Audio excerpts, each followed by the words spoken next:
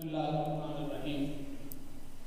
ہمارے لیے انتہائی خوش بختی کی بات ہے کہ ختم نبوت کے عالمی مبلغ حضرت مولانا مفتی رضوان عزیز صاحب دامت برکاتہم العالیہ تشریف لائے۔ کوتاہی ہم سے یہ ہوئی کہ ہمیں بالکل ابھی 10-15 منٹ پہلے پتہ چلا بھائی مولانا محمد عمر فاروق قریشی صاحب کے ذریعے، تو وگرنہ اس طریقے سے شاید اکرام نہ ہو سکے، چونکہ ہمارے اکثر طلباء مقامی بھی ہیں، دن کو یا کوئی ایسا وقت ہوتا تو زیادہ فائدہ ہوتا۔ بڑی ہمیں خوشی ہوئی، بہت اللہ رب العزت نے علمی مقام عطا فرمایا، اور انتہائی دل خوش ہوا کہ آپ تشریف لائے، وسعت دلی کے ساتھ خود تشریف لائے۔ اللہ رب العزت آپ کے علم، عمل اور عمر میں مزید اضافہ فرمائے اور عافیت کے ساتھ آپ کے اس کام کو جاری اور ساری رکھے۔ آپ کا عارف والا میں مرکز ختم نبوت ہے، اور وہاں سالانہ 1 سال کا ختم نبوت کورس بھی کرواتے ہیں، اور اب تک کی زندگی مکمل دینی خدمات، مناظرانہ صلاحیتیں، ختم نبوت کے میدان میں ایک عالمی کام کرنے والی مبلغ اور عالم رہبر اور شخصیت کے حوالے سے ایک تعارف ہے۔ اللہ رب العزت آپ کا سایہ ہمارے سروں پہ تادیر سلامت رکھے۔ انتہائی دل جمی کے ساتھ آپ کی گفتگو سماعت فرمائیں گے، انشاءاللہ العزیز آپ کا وقت ضائع نہیں ہوگا۔ ہم تو سنتے رہتے ہیں آپ کے پیج سے آپ کی لائیو گفتگوؤں کو، بڑا الحمدللہ علمی مواد اور دل خوش ہوتا ہے۔ اللہ رب العزت آپ کو اپنی شان جزائے خیر عطا فرمائے۔ ابھی آپ سے مخاطب ہوں گے حضرت مولانا مفتی محمد رضوان عزیز صاحب دامت برکاتہم العالیہ۔ نحمدہ و نصلی علی رسولہ الکریم، اما بعد، فاعوذ باللہ من الشیطان الرجیم، بسم اللہ الرحمن الرحیم۔ قال اللہ تبارک و تعالی: الیوم اکملت لکم دینکم واتممت علیکم نعمتی ورضیت لکم الاسلام دینا۔ وقال النبی صلی اللہ علیہ وسلم: انا آخر الانبیاء وانتم آخر الامم، وفی روایت لا نبی بعدی ولا امت بعدکم، او کما قال علیہ الصلاۃ والسلام۔ میرے واجب الاحترام معزز طلباء کرام اور اساتذہ اعزام، آج اللہ تعالیٰ کے فضل و کرم سے ہمارے برادر مکرم ملک پاکستان کے معروف عالم دین اور خطیب حضرت مولانا یحییٰ عباسی صاحب حافظہ اللہ کے اس جامعہ میں اللہ تعالیٰ نے حاضری کا شرف نصیب فرمایا ہے۔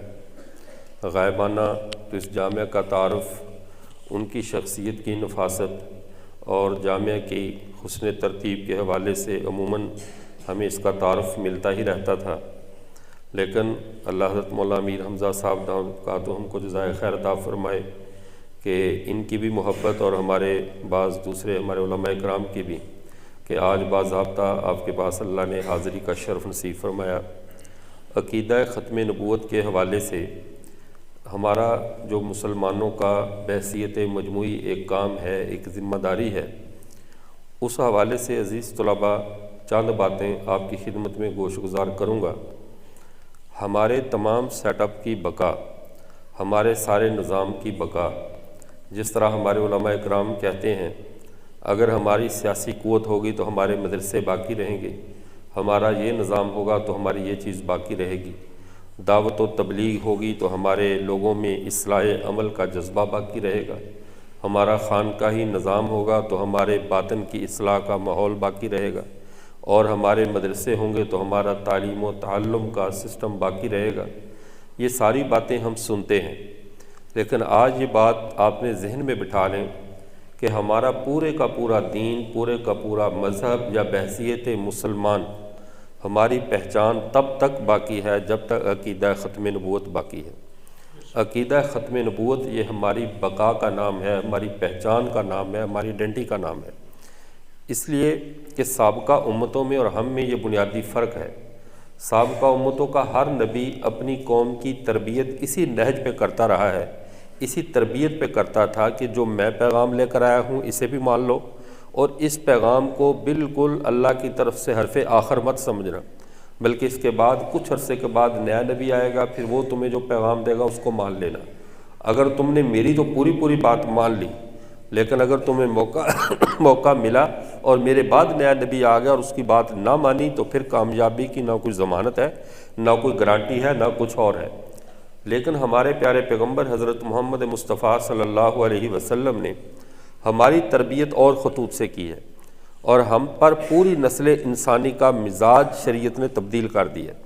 پوری نسل انسانی کا مزاج، پہلی امتیں یوں سمجھ لیجئے کہ مانگنے والی تھیں، منتظر تھیں، نئی شریعت کی تلاش میں رہتی تھیں، نئے نبی کی تلاش میں رہتی تھیں، اور یہ واحد امت ہے جس میں نئے نبی کی تلاش کرنا تو بہت دور کی بات، اگر کسی کونے خدرے سے نکل کر خود بھی سامنے آ جائے اور کہے میں تمہارا نیا نبی ہوں، اور اس سے صرف اتنا بھی پوچھ لیا جائے کہ تیرے نئے نبی ہونے کی دلیل کیا ہے، تو اس امت میں ایسا شک کرنے والا بندہ بھی باقی نہیں رہ سکتا۔ اتنی سختی کیوں ہے؟ اس لیے کہ اس امت کی بقا صرف اس بات میں ہے کہ ان کے پیدائش سے لے کر آخری دم تک، ان کے آخری دم تک نہیں، اس کائنات کے آخری دم تک، جب تک کائنات کی نبض میں آخری سانس اور آخری حرکت باقی ہے، تب تک کسی نئے نبی کی نہ تلاش کرنے کی اجازت ہے، نہ چیک کرنے کی اجازت ہے، نہ اس کو کسی بھی درجے میں اہمیت دینے کی اجازت ہے۔ کیوں؟ ہمارے پیارے پیغمبر صلی اللہ علیہ وسلم ارشاد فرما گئے، لا نبی بعدی ولا امت بعدکم، میرے بعد کوئی نبی نہیں ہے، تمہارے بعد کوئی امت نہیں ہے، تم امت آخری ہو، میں نبی آخری ہوں، دونوں کی ڈیوٹیاں حتمی ہیں۔ اور جس چیز پر آپ نے حدیث میں پڑھا ہوگا، جیسا کہ حدیث مبارکہ میں آتا ہے انما الاعمال بالخواتیم، عملوں کا دار و مدار خاتمے پر ہے۔ خاتمہ کس پر ہو رہا ہے؟ یعنی جس چیز پر تکمیل ہو رہی ہے، کس بندے پہ جا کے، یعنی آخری سٹیج ہمارے جلسے ہوتے ہیں تو آخری خطیب ہمیشہ بڑے کو رکھا جاتا ہے۔ ایسا نہیں ہوتا کہ جب سارے بڑے بڑے اکابرین بیان کر کے چلے جائیں پھر کہیں اب ہمارے درجہ اولیٰ کا فلاں طالب علم آئے گا 5 منٹ یہ بھی بیان کرے گا، پھر تو وہ طالب علم کو وقت دو بھی تو بات نہیں کرتا کہ میرا تو وقت گزر چکا۔ بڑے کے بیان کے بعد کسی چھوٹے کو بیان نہیں دیا جاتا، بڑے کے آ جانے کے بعد کسی چھوٹے کا انتظار نہیں کیا جاتا۔ اسی طرز پہ ایک معاشرتی، ایک انسانی سوچ ہے کہ جب وہ بڑا اور کائنات کا حرف آخر یا کسی بھی معاملے کا حرف آخر انسان سامنے آ جائے، حرف آخر بات سامنے آ جائے تو اس کی نچلی سطح کو تلاش نہیں کیا جاتا۔ آپ تب تک پانی کو ڈھونڈیں گے، تب تک آپ اپنی فصلوں کو سراب کرنے کے لیے کھالے اور پانیوں سے اور نہروں سے پانی ڈھونڈیں گے جب تک بارش نہیں ہو جاتی۔ اور جب بارش ہو رہی ہو پھر کون ہے جو جا کر ڈھونڈے گا کہ کسی جگہ سے میں جا کر پانی کارے سے پانی لے آؤں اور یہ چیز لے آؤں؟ رسول اللہ صلی اللہ علیہ وسلم نے اپنے علم اور اپنی شریعت کو بارش سے تشبیہ دے کر فرما دیا، اب تمہیں کسی ڈیم کی، کسی نہر کی، کسی چیز کی ضرورت نہیں ہے۔ مثل ما بعثنی اللہ من الہدی والعلم، یہ بخاری شریف کے اندر حدیث نمبر 79 ہے۔ مثل ما بعثنی اللہ من الہدی والعلم کمثل الغیث الکثیر، فرمایا اللہ نے مجھے ہدایت اور علم دے کر بھیجا ہے، اس کی مثال بہت زیادہ برسنے والی بارش کسی ہے، بہت زیادہ برسنے والی بارش۔ اور ایسی بارش فرمایا اصاب ارضا فکان منها نقیہ، یہ بارش ایک ایسی زمین پر جا کر برستی ہے جو انتہائی زرخیز ہوتی ہے، فقابلت الماء فانبتت القلا والعشب الکثیر، وہ پانی کو جذب کر لیتی ہے، پھل پھول اناج اور سبزہ اگاتی ہے، یہ سارے کام وہ زمین کرتی ہے۔ وکان منها اجادب، زمین کا ایک ٹکڑا نشیبی ہے، وہ پانی کو فامسکت الماء، وہ پانی کو روک لیتا ہے، وہ اگاتا کچھ نہیں ہے، وہ صرف تالاب اور حوض بنا لیتا ہے۔ فامسکت الماء فشرب الناس وسقوا وزرعوا، لوگ اسے خود بھی پیتے ہیں، کھیتیوں کو سراب کرتے ہیں، اپنے جانوروں کو پلاتے ہیں۔ فرمایا ومن انما ہی قیان، اور ایک زمین کا ٹکڑا ایسا ہے جو صرف بنجر ہے، فلا تمسک ماء ولا تنبت کلا، نہ وہ پانی کو جذب کرتا ہے نہ پھل پھول اگاتا ہے۔ لیکن چاہے زرخیز زمین ہے، چاہے نشیبی زمین ہے، چاہے بنجر زمین ہے، آپ صلی اللہ علیہ وسلم نے تینوں زمینوں کے بارے میں فرما دیا کچھ بھی ہو بارش میں ہی ہوں اور میرے ہی پانی سے اسے فیض یاب ہونا ہے۔ اب پانی تبدیل ہونے والا نہیں ہے، بارش میں ہو اور مجھ سے۔ اب بنجر زمینوں سے کون سے لوگ مراد ہیں؟ زرخیز زمینوں سے کون سے لوگ مراد ہیں؟ اور جو صرف گہرے کھڈوں کی شکل میں علم حدیث کو، علم وحی کو جمع کرنے والے کون سے لوگ مراد ہیں؟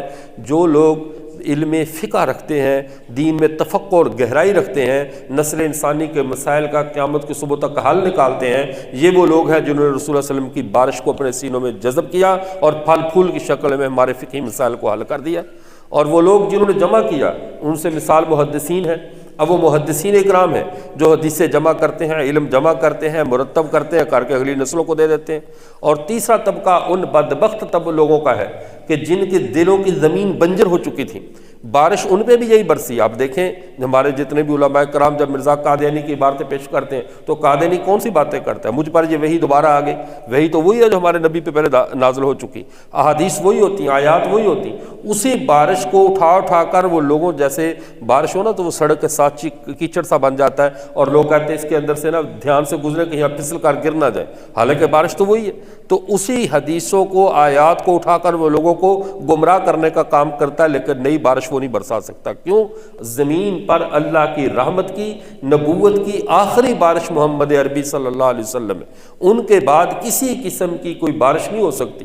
اور پھر دوسری بات، آپ صلی اللہ علیہ وسلم نے اپنی امت کی مثال دے کر فرمایا مثل امتی کمثل المطر، میری امت کی مثال بھی بارش کسی ہے. کیسے؟ فرمایا لا یدری احد اولها خیر ام آخرها ام وسطها. اب میری امت کی مثال بارش کی ہے، جس طرح کوئی نہیں کہہ سکتا کہ بارش کا پہلا قطرہ زیادہ برکت والا تھا، درمیان والا زیادہ برکت والا تھا یا آخر والا زیادہ برکت والا تھا. فرمایا میری پوری امت اول سے آخر تک اللہ نے اس کو خیر اور برکت کے نیچے رکھ دیا ہے. خیر کنتم خیر امت اخرجت للناس، تم بہترین امت ہو جس کو اللہ نے لوگوں کی بھلائی کے لیے نکالا ہے. صبح قیامت تک کا ہر فرد رسول اللہ کی خیر والی چھتری کے نیچے کام کر رہے ہیں. تو یہ ختم نبوت کے عقیدے نے ہمیں پہچان دی ہے. باقی امتیں ہیں اجرائے نبوت والی، اور ہم کون سی امت ہیں؟ ختم نبوت والی. اب حضرت آدم علیہ السلام سے لے کر، جیسے کہتے ہیں نا کہ ایک ہوتا ہے ڈومیسائل بننا اور ایک ہوتا ہے شناختی کارڈ بننا. بچوں کا جن کی عمر 18 سال سے کم ہونا ان کا ڈومیسائل بنتا ہے. ڈومیسائل میں اضافہ بھی ہوتا رہتا ہے، کمی بھی ہوتی رہتی ہے. وہ تو فارم بے ہی ہوتا ہے نا، کہ فارم بے کے اندر کسی کا نام آ رہا ہے، جا رہا ہے، اتنے بچے پیدا ہو گئے، اتنی بچیاں ہو گئیں، اتنی بیویاں بڑھ گئیں، اتنا یہ واسی صاحب کی بیویاں بڑھتی رہتی ہیں، ایسی ہے نا. تو ٹھیک ہے، وہ میرے ہم مسلک ہیں، کوئی مسئلہ تو میں عرض کر رہا تھا. تو یہ فارم بے میں کمی بیشی ہوتی رہتی ہے، لیکن شناختی کارڈ میں کمی بیشی نہیں ہوتی. شناختی کارڈ حرف آخر ایک پہچان ہے. حرف آخر ایک پہچان کو شناختی کارڈ، آئیڈینٹی کارڈ کہتے ہیں. اور وہ حرف آخر کیا ہوتا ہے؟ اب یہ بالغ ہو چکا ہے، اب اس کو ڈومیسائل کی ضرورت نہیں ہے، اب اس کو فارم بے کی ضرورت نہیں ہے. حضرت آدم سے لے کر عیسیٰ تک تمام نسل انسانی فارم بے کے ساتھ چلتی رہی، اور فارم بے میں کمی بیشی ہوتی ہے یا نہیں ہوتی؟ ہوتی رہتی ہے. آئے روز نیا نبی آ رہا ہے، نئی شریعت آ رہی، فارم بے میں کمی بیشی ہو رہی ہے. لیکن جس امت کا شناختی کارڈ بنا ہے کہ اب اس کے بعد کوئی کمی بیشی نہیں ہونی، تمہارا دین بھی مکمل ہو چکا، تمہاری ہر بات پایہ تکمیل کو پہنچ چکی، الیوم اکملت لکم دینکم کی مہر لگ چکی. یہ سن بلوغ کو پہنچنے والی امت کا نام امت محمد ہے، اور یہ ہماری پہچان ہے عقیدہ ختم نبوت. پوچھے کوئی کہ سابقہ امتوں میں ہم میں کیا فرق ہے؟ حضرت آدم سے عیسیٰ تک یہ اجرائے نبوت والی امتیں ہیں، اور یہ امت ختم نبوت والی امت ہے. ہماری پہچان ختم نبوت کا عقیدہ ہے. اب میرے عزیز طلباء، اب آپ سمجھیں، ہم عقیدہ ختم نبوت کے حوالے سے ہمارے علماء محنت کر رہے ہیں، سارے احباب محنت کرتے ہیں، پوری کوشش کرتے ہیں. اس کی وجہ کیا ہے؟ اس کے سبب اور راز کیا ہے؟ انسان اپنی پہچان کے لیے کوشش کرتا ہے، اس کی خواہش ہوتی ہے میری پہچان باقی رہے. کوئی بھی ہے انسان اپنے نام کے لیے کوشش کرتا ہے. کوئی ادارہ ہے اس کا نام لکھا جاتا ہے، پیٹرول پمپ ہے اس کا نام ہے، دکان ہے اس کا نام ہے. ہر بندہ اپنی پہچان، اپنی پروڈکٹ کی پوری ایک علیحدہ تشخص کے لیے کوشش کرتا ہے. ہمارا جب الگ سے تشخص یہ ہے کہ ہم محمد عربی صلی اللہ علیہ وسلم کی وہ امت ہے جن کا دین بھی حتمی ہے، جن کا نبی بھی آخری ہے. اب ہمارے نبی کے بعد کوئی نبی نہیں، ہمارے بعد کوئی امت نہیں. اب نسل انسانی میں کوئی طبقہ ایسا نہیں آئے گا، نسل انسانی میں کوئی قوم کا گروہ ایسا نہیں آئے گا جس سے اللہ خطاب کرے. اللہ نے آخری خطاب ہم سے کر لیا ہے، ہمارے بعد اللہ تعالیٰ کسی سے خطاب نہیں کریں گے. یہ عقیدہ ختم نبوت نے ہمیں یہ تحفظ دے دیا ہے. اور جب اللہ تعالیٰ خطاب کرتے ہیں، اللہ کا خطاب کوئی نرمی والا نہیں ہوتا، اس کے خطاب کی خصوصیت ہے. اگر وہ پہاڑوں پہ نازل ہو جائے تو پہاڑ ریزہ ریزہ ہو جاتے ہیں. پہاڑ بھی اللہ کے خطاب کا تحمل نہیں کر سکتے، اور جب اللہ کا حکم آ جائے تو اس حکم کے سامنے کون مجال کر سکتا ہے؟ اب یا تو مانے گا یا نہیں مانے گا. اگر مان لیا تو خوش بخت، نہ مانا تو بدبخت. لیکن اس امت کی قسمت میں خوش بختی لکھ دی گئی ہے کہ تمہارے اوپر جو قرآن نازل ہوا ہے تمہارے نبی پہ اور تمہیں مل چکا ہے، اب یہ حرف آخر ہے. اس کے بعد اللہ نے کلام کرنا ہی نہیں ہے، تم سے کوئی بات کرنی نہیں ہے. اللہ کی سب باتیں قرآن پاک میں ہو چکی ہیں. اب یہ ڈر دل سے نکال دو کہ اللہ کل کو کوئی اور بات کرے، ہم نہ مانے اور کہیں ہم بدبخت نہ ہو جائیں. تمہیں دائمی خوش بختی کتاب اللہ کی شکل میں مل چکی. صبح قیامت تک تم اسی خوش بختی کے ساتھ سفر کرو گے. یہ خوش بختی کی گاڑی ہے، جو اس میں بیٹھ جائے وہ کبھی بدبخت نہیں ہوتا، الا یہ کہ خود اتر جائے، خود اس راستے کو چھوڑ دے، خود یہ رستہ ترک کر دے تو وہی بدبخت ہوتا ہے. اس وقت ہمارے جو علماء اکرام پورے ملک میں ہر موضوع پہ محنت کر رہے، ختم نبوت پہ بھی محنت کر رہے، لیکن جو اس وقت جو ہمارے آپ کے اساتذہ کرام، آپ تو بھی بچے ہیں، آپ کے دورہ حدیث کے طلباء بھی ابھی کچھ اس چیز سے واقف ہوئے ہوں گے، اس وقت قادیانیت نے اپنی جنگ کا نقشہ بدل دیا، قادیانیت نے اپنی جنگ کی ترتیب بدل دی ہے۔ ملک عزیز میں اب انہیں گفتگو کرنے کا حوصلہ نہیں ہے، یہ نہیں ہے کہ ان کے اوپر کوئی ملک کی طرف سے پابندی ہے، ان کو قانونی پابندی ہے، یہ ہمارے سامنے آ کر بات نہیں کر سکتے، ایسا نہیں ہے، صرف پابندی ان کی تبلیغ پر ہے، پابندی یہ اپنے کسی کو اپنے مذہب کی دعوت نہیں دے سکتے، لیکن اپنے مذہب کو یہ ثابت کرنا چاہیں، اسلام کی صفوں میں اپنے آپ کو مسلمان ثابت کرنا چاہیں، اس پر ایک دن کے لیے بھی ان کے پر پابندی نہیں ہے، جب چاہیں جہاں چاہیں یہ مناظرہ کر سکتے ہیں۔ لیکن قادیانیت بڑی ہوشیار ہے، بڑی شاطر ہے، وہ سمجھ گئی ہے کہ جتنی بار ہم نے یہ غلطی کی، جتنی بار ہم نے یہ کوشش کی کہ ہم اپنے آپ کو مسلمان ثابت کریں، ہمارا وہ کفر بھی سامنے آ گا جو پہلے لوگوں کے سامنے نہیں تھا۔ یہ جب بھی یعنی وہ آپ نے پڑھا کل باحث حتف عنفی، وہ آتا نا جیسے ایک بکری نے اپنی موت کو اس کو ذبح کرنے کے لیے لے کر گئے تو اس نے کھور مارا زمین کے اوپر، وہ آپ نے پڑھی ہوئی کہاوت، اس نے زمین پہ کھور مارا تو ان کو چھری نہیں مل رہی تھی، ذبح کرنے والے چھری بھول گئے، اس نے کھور مارا تو زمین کے نیچے سے چھری نکل آئی، تو انہوں نے کہا یہ وہ بدبخت ہے جس نے اپنی موت کا سامان خود فراہم کیا۔ تو قادیانیوں نے ہمیشہ جب بھی مناظرے کی کوشش کی، چاہے پارلیمنٹ میں، چاہے نجی سطح پہ، کسی بھی ہمارے عالم کا سامنے کرنے کی کوشش کی، ان کے کفر کے وہ گوشے بھی سامنے آ گئے جو پہلے مخفی تھے۔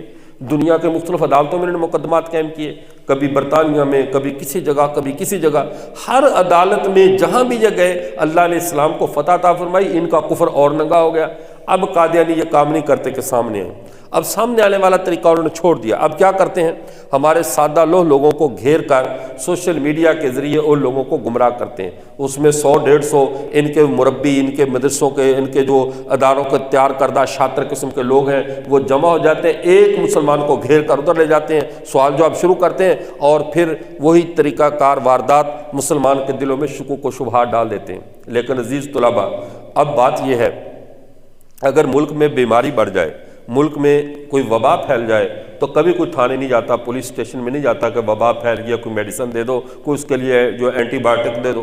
جب وبا پھیلتی ہے تو لوگ ڈاکٹروں کے پاس جاتے ہیں، اور جب اسی طرح ملک میں چوری ڈکیتی زیادہ ہو جائے، راستے پرامن نہ رہے، تو لوگ کبھی ہاسپٹل نہیں جاتے، اسکولوں میں نہیں جاتے، لوگ فوراً پولیس اسٹیشن جاتے ہیں کہ اب ہمارے علاقے میں ڈکیتیاں اور بدامنی بہت زیادہ ہو گئی ہے، اس لیے آپ ہمیں قانونی تحفظ دیں۔ جب لوگوں کے عقائد پر حملہ ہونا شروع ہو جائے تو عقائد کے محافظ مدرسوں والے ہیں، دینی مدارس کے علماء اور طلباء ہیں، اب عوام نے رخ تمہاری طرف کرنا ہے، اب تم بے شک اپنی درسگاہ میں ہو، آپ لوگ یہ سمجھتے ہیں ہم تو درس نظامی کتابیں پڑھ رہے، عالم پڑھ رہے، نہیں، تم وہ ڈاکٹر بن رہے ہو، تم اس سطح کی تیاری کر رہے ہو کہ کل جب عقیدے کے مریض آئیں گے وہ نہ ہسپتال میں جائیں گے، نہ تھانے میں جائیں گے، نہ کسی GHQ میں جائیں گے، وہ سیدھے مدرسے والوں کے پاس آئیں گے کہ فلاں بندہ ہم سے ختم نبوت کے حوالے سے یہ بات کرتا ہے، ہمیں سمجھاؤ ہم کیسے اپنا عقیدہ بچائیں۔ اگر عزیز طلباء آپ نے ختم نبوت پہ تیاری نہ کی ہوئی، یقین کیجئے آپ نے محمد عربی کا نمک حرام کر دیا۔ ہمیں مدرسے میں کس لیے؟ یہ ہمیں جو روٹیاں مل رہی ہیں، ہم کھانا کھا رہے ہیں، ہم مدرسے میں پی رہے ہیں، کس کی عزت اور ناموس کے لیے؟ اللہ تعالیٰ ہمیں عزت کے ساتھ کھانا کھلا رہے ہیں مدرسوں میں، ہم پڑھ رہے ہیں، بالکل بجلی دیکھیں کتنی لائٹیں جل رہی ہیں، اور گھروں میں اتنی لائٹیں جلتی ہیں، گھروں میں جو بوڑھے بابے ہوتے ہیں 2 بلب نہیں چلنے دیتے کہ بل زیادہ آتا ہے، اس کو فوراً ایک کو بند کرو دوسرا چلاؤ، وہ ہمیشہ بچت کے چکروں میں رہتے ہیں۔ اور مدرسہ آپ کی سہولت کے لیے، آپ کی راحت کے لیے ہمیشہ ایسے ہوتا ہے جیسے شیش محل بنا ہوا مدرسہ، ہر وقت بجلی بھی چل رہی، سب کچھ، کیوں؟ یہ مدرسے والے نہیں چلا رہے، یہ مدرسے والوں کا نہیں ہے، یہ رسول اللہ کی عزت اور ناموس کی خاطر اللہ کے غیبی خزانوں سے آپ کا نظام چل رہا ہے۔ جب اللہ کے غیبی نظام سے چل رہا ہے، کھانا کسی اور کو ملے نہ ملے آپ کو بر وقت مل رہا ہے، اگر جب رسول اللہ کی عزت اور ناموس کے دفاع کی باری آئے، آپ کو پکارا جائے کہ آپ اس چیز کے لیے میدان میں آئیں، اور آپ کہیں نہیں میری اس پہ تیاری نہیں ہے، تو یقین کیجئے آپ نے 8 سال جو رسول اللہ کے نام کا نمک کھایا ہے، کھانا کھایا، آپ نے سب کا سب حرام کر دیا ہے۔ اب ہم نے اس نمک حرام نہیں بننا، ایسے ہے یا نہیں؟ نمک حلال کی قدر ہوتی ہے، نمک حرام کی قدر ہوتی ہے۔ اگر نمک حلال بننا تو کیسے بننا ہے؟ اس کے لیے ہمیں بھرپور تیاری کرنی ہوگی، اپنے صرف اسی نہیں، ختم نبوت نہیں، دین کے کسی بھی شعبے میں ہمارے پیارے پیغمبر صلی اللہ علیہ وسلم کی طرف منسوب ایک چیز کے اوپر بھی اگر آنچ آئے تو بحیثیت مولوی ہونے کے عام مسلمان تو چلو کسی ایک چیز کا دفاع کر رہے اس کے لیے تو گنجائش نکلتی ہے، لیکن علمی شعبے رسول اللہ کی ذات کے ساتھ جتنے بھی وابستہ ہیں، چاہے وہ حضرات صحابہ ہیں، چاہے وہ اہل بیت ہیں، چاہے وہ دین کا فقہی جز ہے، چاہے کتاب اللہ کا تحفظ ہے، چاہے حدیث کا تحفظ ہے، چاہے رسول اللہ کے منصب کا تحفظ ہے، ان سب کے لیے ہر ایک کے پاس کوئی عذر ہو سکتا ہے، میں فلاں کام کرتا ہوں، میرا اس میں جو ہے وہ تیاری نہیں ہے۔ علماء کرام آپ کے پاس کوئی عذر نہیں ہے، آپ عند اللہ اس معاملے میں کوئی عذر پیش نہیں کر سکتے۔ اس وقت مجھے ایک صحابی کا واقعہ یاد آیا، جب حضرت سعد رضی اللہ تعالیٰ عنہ ان کے پاس اللہ کے نبی صلی اللہ علیہ وسلم نے بھیجا حضرت زبیر کو یا غالب حضرت ابو ہریرہ کو، ان کو بھیجا، جا کر کہا جنگ احد میں وہ زخمی کہیں پڑے ہوئے تھے، آپ میں جاؤ ان کو ڈھونڈو سعد کو، اور حضرت طلحہ کے پاس سعد بن زبیر کو بھیجا، کہا جاؤ طلحہ کو ڈھونڈو اور ڈھونڈ کر اسے کہو تجھے محمد سلام کہتے ہیں۔ اب صحابہ سمجھ گئے کہ طلحہ اس وقت بہت پریشانی کے عالم میں ہوں گے۔ اب یہ انصار صحابہ میں سے ہیں، مہاجر نہیں ہے، ساتھ ہجرت کر کے مکہ سے نہیں آئے، انصار صحابہ میں سے ہیں۔ انتہائی شہیدوں میں تلاش کیا، زخمیوں میں تلاش کیا، نہ ملے، شہیدوں میں دیکھا، انہوں نے آواز دی کہ بھئی طلحہ کہیں میری بات سن رہے ہو، تم اگر میری آواز سنو تھوڑا سا کوئی آواز نکالو، کوئی ہاتھ ہلاؤ، مجھے پتہ چلے رسول اللہ کا تمہارے لیے پیغام ہے۔ اب آخری دموں پہ ہے، جسم کے اوپر بعض محدثین نے لکھا کہ 12 جگہ سے جسم کی آنتریاں کٹ کے باہر نکلی ہوئی، سینہ کٹا ہوا ہے، بازو کٹے ہوئے، بال ہے 70 مقام، مولانا ابو الحسن ندوی رحمۃ اللہ کا 70 جگہ سے ان کا جسم کٹ چکا تھا تلواروں، تیروں اور نیزوں کے ساتھ، اور اس کٹی پھٹی حالت میں بڑی مشکل سے نحیف سا ہاتھ بلند کیا، میں طلحہ زندہ ہوں۔ فرمایا رسول اللہ صلی اللہ علیہ وسلم آپ کو سلام کہتے ہیں۔ کہا میرا بھی رسول اللہ کی خدمت میں سلام عرض کر دینا۔ کہا کہ طلحہ رسول اللہ ایک اور بات بھی پوچھ رہے ہیں کہ طلحہ سے ذرا پوچھ کر آؤ اس حالت میں خوش ہو؟ دیکھو یہ امتحان اس امت کا، آپ تو خوش قسمت ہے، آپ سے پوچھا جائے ختم بخاری پہ پوچھا جاتا ہے، جہاں آپ لٹھے کا سوٹ پہن کر پگڑی باندھ کر کھڑے ہوتے ہیں، بیٹا خوش ہو؟ پچھلے 8 سال بھولے ہوئے ہوتے ہیں، تازہ ہار گلے میں ہوتے ہیں، کہتے ہیں الحمدللہ بڑا خوش ہوں، اور ادھر دیکھو اتنے پھولوں نے رنگ نہیں چڑھایا ہوتا جس طرح صحابی کی خون نے زمین کو رنگنار کیا۔ اور حال بھی کب پوچھا؟ وہ کہ الغالب کا ایک شعر ہے نا عجیب، کہہ رہا کس وقت میں موسم نے گواہی مانگی جب گریباں ہی اپنا ہے نہ دامن ہی اپنا ہے نہ گریباں اپنا، اس وقت نہ میرے پاس دامن ہے نہ گریبان ہے، اور موسم مجھ سے گواہی مانگ رہا ہے کہ بتاؤ کیسا موسم ہے۔ رسول اللہ کب پوچھ رہے ہیں؟ یہ نہیں پوچھا کہ جب سعد کی طلحہ کی شادی کے موقع پہ کہو طلحہ سنا شادی ٹھیک ہو گئی، طلحہ سنا تیرا فلاں کام ٹھیک ہو گیا، نہیں، جب ٹکڑے ہو گیا طلحہ اس وقت اللہ کے رسول نے طلحہ سناؤ اب راضی ہو؟ سوال دیکھو کتنا پیارا عجیب ہے، لیکن یہ ایمان کی کیفیت وہی سمجھتا ہے جو صحابہ کے مزاج کو سمجھتا ہے۔ اب حضرت طلحہ مسکرا کر کہنے کہ اللہ کے رسول سے کہنا اس سے زیادہ لذت والا اور مقام کیا ہوگا کہ میں آپ کے دین پر آپ کی ناموس پہ ٹکڑے ہوا پڑا ہوں، اس سے زیادہ میرے لیے خوشی کا کوئی موقع نہیں۔ اور ساتھ جب وہ واپس پلٹنے لگے کہا طلحہ میری قوم انصار کو ایک پیغام دے دینا، میرا پیغام قوم انصار کو پہنچا دینا۔ وہ پیغام کیا تھا؟ البدایہ والنہایہ والے تو بڑا اس کو عجیب لکھا، کہ انہوں نے پیغام دیا میری قوم سے جا کر کہہ دینا اگر تمہاری ایک آنکھ کی پتلی بھی حرکت کرتی ہوئی، تمہاری ایک آنکھ کی پتلی بھی زندہ حرکت کرتی ہوئی، تمہاری ایک نبض میں بھی زندگی کی رمق باقی ہوئی، اور رسول اللہ صلی اللہ علیہ وسلم کو کانٹا بھی چبھ گیا، تمہارا خدا کے ہاں کوئی عذر قابل قبول نہیں ہوگا۔ پھر مت آنا خدا کے دربار میں کہ ہم کامیاب ہیں، تو تم مر جاؤ، سارے ختم ہو جاؤ، سارے انسان ٹکڑے ٹکڑے ہو جاؤ، پھر رسول اللہ کو نقصان ہو جائے بات اور ہے، لیکن تم میں سے ایک پتلی بھی آنکھ کی حرکت کرتی ہوئی اور رسول اللہ کو تکلیف پہنچ گئی، تمہارا اللہ کے ہاں کوئی عذر قابل قبول نہیں ہوگا۔ یہ کون خود کٹا پڑے؟ ہمارے ہاں تو ہوتا ہے نا مدرسے میں جب کسی کو کچھ نہ ملے، تھوڑی سی پریشانی آ جائے تو کہتے ہیں ہمیں دیا کیا ہے، تنظیم نے ہمیں دیا کیا ہے، کام نے ہمیں دیا کیا، اور ادھر سارا کچھ کٹوا کے کہہ رہے ہیں اگر دینے میں ہم سے کچھ کمی رہ گئی تو ہم اللہ کے ہمارا عذر قابل قبول نہیں ہوگا۔ عزیز طلباء میں وہی بات آپ سے کہتا ہوں، آپ ایک تحریکی ادارے میں ہیں، آپ ایک روایتی ادارے میں نہیں ہیں، آپ ایک یعنی سوچ اور فکر رکھنے والی شخصیت کے ماتحت کام کر رہے ہیں۔ اس لیے میں آپ سے یہ بات کہتا ہوں اللہ کے ہاں مولویوں کا عذر قابل قبول نہیں ہوگا۔ اگر ایک بھی علاقے میں محلے میں قادیانی ہو گیا، کسی کا عقیدہ برباد ہو گیا تو ہماری اللہ کے ہاں نہ کوئی نفل قبول ہوں گے نہ فرض قبول ہوں گے، ہمارے منہ پہ مار دیے جائیں گے کہ جب میرے پیغمبر کی دین اور ناموس پہ اس امت کے افراد چوری کیے جا رہے تھے تم نے اپنی کون سی ڈیوٹی ادا کی ہے۔ عزیز طلباء خدا کے لیے اپنے منصب کو سمجھیں، اس کے لیے ہم نے ہمارے علماء ہم نے کون سا کوئی نیا کام کیا، بلکہ یہ سارا کام ہمارے عالی مجلس تحفظ ختم نبوت ہمارے اکابرین کرتے چلے آ رہے ہیں اور انشاءاللہ ہوتا رہے گا۔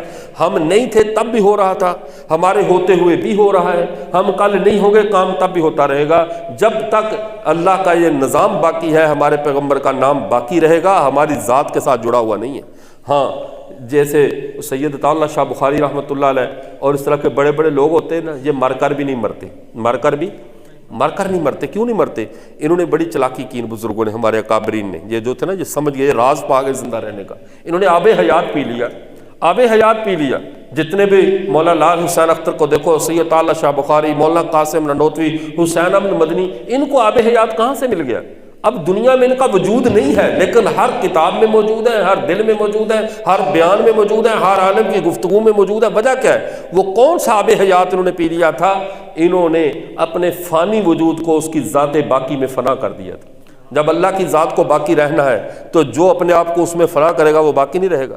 انہوں نے اپنے آپ کو اللہ کی ذات میں فنا کر دیا۔ عزیز طلباء، اگر آپ چاہتے ہیں کہ ہمارا نام بھی صبح قیامت تک اچھے لفظوں میں لیا جائے تو پیغمبر صلی اللہ علیہ وسلم کی ختم نبوت کے لیے اپنے آپ کو فنا کر دو، ختم نبوت کے لیے اپنے آپ کو لگا دو۔ زمانہ طالب علمی میں بھی، زمانہ طالب علم کے باہر بھی اپنا ایک مشن اور عزم بنا لو، ہم نے رسول اللہ صلی اللہ علیہ وسلم کی چوکیداری کرنی ہے، کوئی بڑے منصب نہیں۔ جھگڑے سارے، ہمارا زوال تب شروع ہوتا ہے جب ایک تو زمانہ طالب علم ہم تخلص ڈھونڈنے لگ جاتے ہیں، ابھی کچھ لکھنا آیا نہیں ہوتا، پہلے استاد میں پوچھتے ہیں میں اپنا تخلص کیا لکھوں، یعنی یہ ہوتا ہے نا، صرف ایک نا وہ بڑھوتری آتی تھوڑی سی، بڑا سمجھ کر اپنے آپ کو شاید میں بڑا بننے لگ گیا ہوں، میرا تخلص۔ وہ ایک آدمی نے کسی سے جا کر پوچھا کہ میرا جو ہے نا وہ نام میرے فروش ہے، میرا دریوں کی دکان ہے، تو میرا کوئی تخلص تجویز کر دو، میرا کوئی تخلص تجویز کر دو کہ آگے فروش کا لفظ آئے، فروش کا لفظ آئے تو ساتھ تخلص تجویز کر دو۔ کہہ رہا تو آپ کا نام کیا کہہ رہا ہے؟ عصمت۔ کہہ رہا پھر عصمت فروش ہی لکھ دو، اور پھر کیا کہہ سکتے ہیں؟ عصمت فروش یا عصمت دری فروش؟ اب دری فروش لکھو تب بھی عصمت دری فروش۔ تو اب یہ ایسے تخلصات سے ہم کیوں آگے اوپر جانے کی کوشش کرتے ہیں؟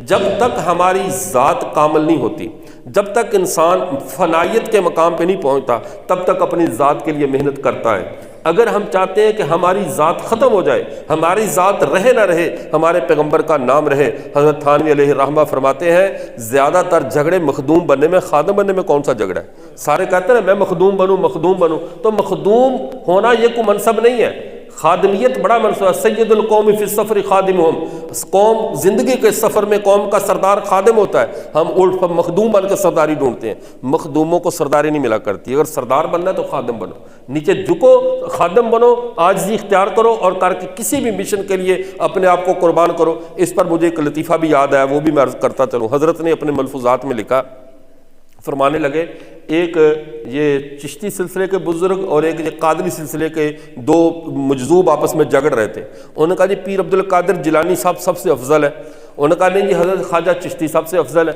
اب اس نے کہا دونوں آپس میں جھگڑ رہے تھے، دونوں جھگڑا لے کر چلے گئے حضرت تھانوی رحمۃ اللہ علیہ کے پاس۔ حضرت یہ کہہ رہے ہیں شیخ عبد القادر جیلانی رحمۃ اللہ افضل ہے، یہ کہتا ہے حضرت چشتی افضل ہے۔ حضرت نے بڑا پیارا جواب دیا، فرمایا اب دو شیروں کے جھگڑے میں گدھے فیصلہ کریں گے کون افضل ہے؟ کتنا پیارا جواب۔ فرمایا دو شیروں کا جھگڑا ہو رہا ہے، دو شیر ہیں آپس میں، کہاں شیخ عبد القادر جیلانی اتنے بڑے، اور تم ان کے مریدین گدھے اٹھ کر فیصلہ کرو کہ افضل کون ہے؟ فرمایا پہلے اپنی اوقات کو پہچانو، جو تمہارا منصب نہیں ہے بڑوں کے فیصلے کرنا۔ اس سے ایک بات تو یہ سمجھا دی، بڑے جو بھی کریں چھوٹوں کو یہ حق نہیں ہوتا کہ ان کے درمیان ثالث بنے، چھوٹے گدھوں والی سطح پہ رہیں تو بہتر ہے شیروں کے فیصلے نہ کریں۔ دوسری بات یہ ارشاد فرمائی، انہوں نے کہا ہاں بھائی، قادری سے کہا کہ آپ بس ٹھیک ہے، قادری سے کہا آپ ذرا یہ بتائیں کہ آپ کیوں کہتے ہیں افضل ہے؟ اور اس نے کہا جی دیکھیں پیر عبد القادر جیلانی نے تو خود کہا ہے کہ میرا جو قدم ہے وہ اولیاء کی گردنوں پر ہے، قدمی علی راس رکب الاولیاء، میرا قدم جو ہے وہ اولیاء کی گردنوں پر ہے، تو اس لیے جب وہ خود کہہ رہے میں بڑا ہوں تو وہ بڑے جھوٹ تو نہیں بولتے، اس لیے وہ سچے ہیں۔ تو حضرت نے فرمایا اس میں تو کوئی شک نہیں ہے شیخ عبد القادر جیلانی بڑے ہیں، لیکن تصوف میں بڑائی اوپر کے اعتبار سے نہیں ہوتی، نیچے کے اعتبار سے ہوتی ہے۔ اگر پیر صاحب اوپر چڑھ رہے ہیں نا کہ میرا گردن کے اوپر پاؤں ہے، تو پھر یہ ذہن میں رکھو پیر صاحب نے بڑائی کا اعلان کیا ہے، اور تصوف میں جو بڑائی کا اعلان کرے وہ نیچے رہ جاتا ہے، اور جو عاجزی اختیار کرے وہ اوپر چلا جاتا ہے۔ اس اعتبار سے چشتی صاحب اوپر چلے گئے پھر، کیونکہ تصوف میں اعتبار اوپر کا نہیں ہوتا، جو جھکنے میں عاجزی میں جتنا نیچے چلا جائے اس کا اعتبار ہوتا ہے کہ اللہ اس کو پسند کرتے ہیں۔ تو عزیز طلباء کرام، ہم ختم نبوت کا ہم نے کام کرنا ہے، اس ارادے اور عزم کو اپنے دل میں بٹھائیں اور کوشش کریں کہ ہم نے انشاءاللہ فارغ فارغ و تحصیل ہونے کے بعد، مدرسے کی تعلیم کے بعد آپ ابھی جس درجے میں بھی ہیں ابھی سے یہ عزم کر لیں کہ ہم نے اللہ کے دربار میں پہلے اپنے آپ کو قبول کروانا ہے۔ جب قبول ہو جاتا ہے نا بندہ، پھر اللہ صلاحیتیں بھی دے دیتے ہیں۔ ہمارے ساتھیوں کو عموماً احساس کمتری مار جاتا ہے، مجھے تو آتا جاتا کچھ نہیں، میں کہاں کیا کام کروں گا، تو ہمیں کیا آتا جاتا ہے جو ہم جہاں پر بیٹھے ہوئے ہیں۔ یہ صرف رسول اللہ صلی اللہ علیہ وسلم کی نسبت ہے کہ اللہ دو لفظ بولنے بھی سکھا دیتے ہیں، پڑھنے بھی سکھا دیتے ہیں، اور دفاع کا طریقہ بھی سکھا دیتے ہیں۔ جب وہ چن لیتے ہیں تو صلاحیت بھی وہ خود ہی دے دیتے ہیں، قبول خود کروا لو، صلاحیتیں وہ خود دے دے گا۔ یہ تو ویسے ہی جیسے وہ کہتے ہیں نا، ہم دکان پر چینی لینے جائیں نا تو شاپر وہ فری میں ساتھ ملتا ہے، حالانکہ اس نے خریدا ہوتا ہے، 300-400 روپے کلو شاپر آئے ہوتے ہیں، لیکن اس کے لیے قیمتی ہیں، قیمت ان کی ہے، لیکن 1 کلو چینی کبھی وہ نہیں کہتا اپنی جھولی کو میں چینی ڈال دوں، اور شاپر کے ہم سے لینا پیسے بھی نہیں لیتا۔ اللہ کے ہاں صلاحیتیں دینا، استعداد دینا، پوری دنیا دینا، اس کی حیثیت شاپر جتنی بھی نہیں ہے۔ جب ہم اللہ کے ہاں اپنے آپ کو قبول کروا لیا، یہ سارا کچھ ہمیں ویسے فری میں مل جائے گا، پریشان ہونے کی ضرورت نہیں۔ آپ جتنے بھی لائق ہیں یا جتنے بھی نالائق ہیں، نہ لائق ہونے کی بنیاد پہ کبر کریں، نہ نالائق ہونے کی بنیاد پر آپ جو ہے وہ خوف زدہ ہوں، دونوں صورتوں میں اللہ کے دربار میں منظور کروائیں کہ اللہ ہم نے ختم نبوت کا کام کرنا ہے۔ صرف دعاؤں کی حد تک نہیں، زمانہ طالب میں شروع کر دیں، قادیانیوں کا لٹریچر نہیں، مسلمانوں کا لٹریچر جو ہمارے بزرگوں نے لکھا ختم نبوت پہ، اس کا مطالعہ شروع کر دیں۔ جب آپ تیاری شروع کریں گے تو انشاءاللہ دورہ حدیث تک پہنچتے آپ کا ایک ذہن بن چکے گا، اور آپ اس کے بعد اس میدان میں انشاءاللہ العزیز قبول ہو جائیں گے۔ اس کے لیے ہم نے ایک فارغ و تحصیل علماء کرام کے لیے ایک نصاب تشکیل دیا، اور وہ نصاب ایسا ہے جس کے بارے میں ہم تحدیث بن نعمت کے طور پر کہتے ہیں بحمد اللہ تعالی ہمارے ملک عزیز تو کیا بر اعظم ایشیا کے اندر بھی ہمارے سوائے دارالعلوم دیوبند کے اور ہمارے یہ نصاب کسی کے پاس بھی نہیں ہے۔ ہم نے ایسا نصاب مرتب کیا، اس میں یہ چیز کیا ہے، ختم نبوت پہ تیاری ہے، آپ کی خطابت ہے، اور اس طرح اور وہ چیزیں جو آپ کے پورے زمانے طالب علمی کا نچوڑ، جس کو آپ تکملہ کہہ سکتے ہیں کہ جو جو چیزیں زمانہ طالب علم کمیاں رہ جاتی ہیں، ہم کوشش کرتے ہیں کہ یہ ساری اس میں پوری ہو جائے، جدید فتنوں کے بارے میں آپ کو آگہی ہو، اور آپ بھرپور طریقے سے ہر فتنے کا مقابلہ کر سکیں، اور رسول اللہ صلی اللہ علیہ وسلم کی عزت اور ناموس کا دفاع کر سکیں۔ ہمارے آرے والا میں جو جہاں سے ملتان اور ملتان سے آرے والا یہ تقریباً زیادہ 300 کلومیٹر سفر شاید بنے، زیادہ سے زیادہ، تو اس 300 کلومیٹر کے آپ سے فاصلے پر یہ ادارہ ہے دارالعلوم ختم نبوت آرے والا۔ آپ کے گرد و نواح سے یہ یاکے والی مدرسہ ہے، یہاں سے بھی طلباء اور ارد گرد سے اور بھی آتے ہیں، انہیں ہمارے پاس تخصص کیا، اور ابھی دوبارہ بھی آئیں گے۔ اس سال جو ہمارے خاص طور پہ دورہ حدیث کے طلباء یہاں پر تشریف فرما ہے، ان سے میں خصوصی طور پہ درخواست کروں گا آپ ابھی سے یہ نیت کر لیں، آپ کے اساتذہ آپ کو اجازت دیں، اگر آپ کے اساتذہ نے آپ کے لیے کوئی تشکیل سوچ کر رکھی ہوئی ہے پھر تو بہت اچھی بات ہے، چونکہ جنہوں نے آپ کو 8-10 سال پڑھایا اصل حق ان کا ہے کہ وہ آپ کی تشکیل کریں، ورنہ ہم بھی آپ کے اساتذہ سے یہی کہیں گے کہ اس مدرسے کی زکوٰۃ اور عشر جتنا بنتا ہے نا طلباء کے حساب سے، اگر 10 ہے تو کم از کم عشر ایک طالب علم بنتا ہے کہ آپ تخصص کے لیے ایک طالب علم مہیا کریں، اور اگر ایسا نہ ہو کہ ہم زیادہ کوشش کریں پورا راس المال ہی لے جائیں پھر آپ بیٹھے دیکھتے رہیں، تو اس بعد میں وہ ایک گجراتی ہے تن مٹکی من جرنا بلومت ہار، مکھن پنجابی لے گیا چھاچھ پیو سنسار، اس نے کہا مکھن تو پنجابی اٹھا کر لے گا پیچھے لسی پیو انڈیا والے بیٹھ کر، تو ایسا نہ ہو۔ تو آپ ذہین اچھا جو محنتی طالب علم ہے یا کچھ بننا چاہتے ہیں، آپ چاہتے ہیں معاشرے میں ایک باوقار طریقے پہ ختم نبوت کا کام کریں، تو آپ ختم نبوت دارالعلوم ختم نبوت آرے والا میں اگلے سال 10 شوال کے بعد تشریف لیں، 10 شوال سے 15 شوال تک داخلے ہوتے ہیں، اور پورے 1 سال کا تخصص ہے، تو انشاءاللہ آپ اس کا ارادہ کرتے ہیں انشاءاللہ اس میں تشریف لائیں گے۔ جو چھوٹے درجوں میں ہے یہ ابھی سے سوچنا شروع کر دیں، جو چھوٹے درجے میں ہے یہ دل میں کم از کم ایک بار سوچ لیا کریں کہ ہم نے فارغ ہو کر ختم نبوت کا کام کرنا ہے۔ اللہ تعالی ہم سب کو اپنے پیارے دین کی خدمت کے لیے قبول فرمائے۔ وآخر دعوانا الحمدللہ۔